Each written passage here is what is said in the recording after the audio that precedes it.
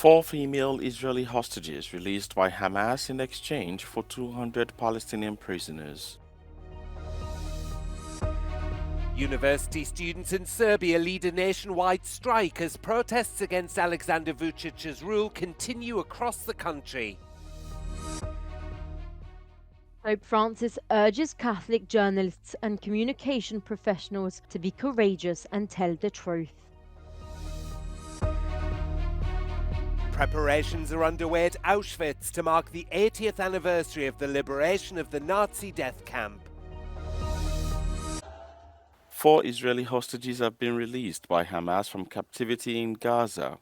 The Israel Defense Forces (IDF) confirmed in a statement that the four female Israeli soldiers were handed over to the Red Cross on Saturday and have now reunited with their families. The release was part of the second exchange since a fragile ceasefire took effect last weekend, halting the fighting in Gaza for at least 6 weeks, during which dozens of Israeli hostages and around 200 Palestinian prisoners will be freed. The families of the hostages cheered while watching their daughters being transferred to the IDF, while people in Israel gathered in a Tel Aviv square and cheered when the screen showed the four hostages. Last weekend, 3 Israeli hostages and 90 Palestinian prisoners were freed in what was the first exchange of the fragile ceasefire. Meanwhile, Israel's prison service confirmed on Saturday that it has released 200 Palestinian prisoners as part of the second exchange for the Gaza ceasefire deal. A woman has driven her car into a crowd of protesters in Belgrade as a student-led strike shuttered businesses across the country. Serbia has seen weeks of anti-government protests since 15 people were killed when a concrete canopy collapsed at Novi Sad train station in November.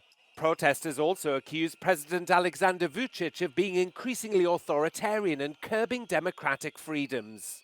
Vucic held his own rally with thousands of his supporters meeting in the central town of Jagodina. Vucic blamed unspecified foreign forces for fueling the protest movement and called for a dialogue with the protest leaders.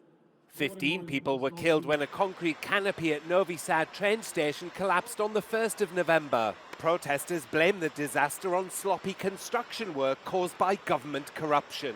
Prosecutors filed charges against 13 people, but the former construction minister has since been released, fueling doubts over the probe's independence.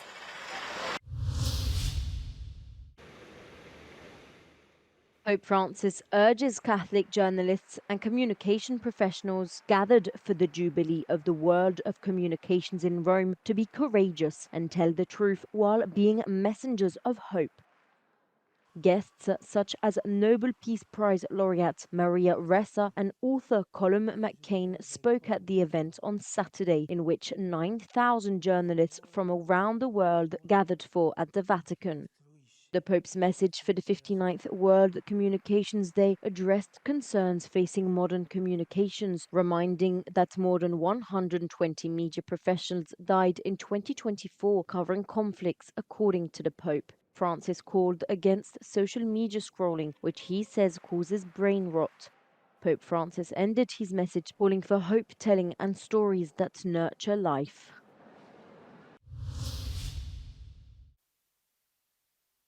Preparations are underway at Auschwitz to mark the 80th anniversary of the liberation of the Nazi extermination camp. The commemoration ceremony will take place on the 27th of January and will be attended by Holocaust survivors, international guests and Polish authorities. Organisers say there will be no speeches by politicians and only survivors of the death camp will speak. Mamy nadzieję, że 27 stycznia cały świat połączy się z nami, żeby posłuchać głosu ocalałych z Auschwitz. The commemorations take place in Oświęcim, a town that was under German occupation during World War II, where the Nazis operated the most notorious of their death camps. More than 1.1 million people were murdered at Auschwitz. At least 3 million of Poland's 3.2 million Jews were murdered by the Nazis. In total, nearly 6 million European Jews were killed during the Holocaust.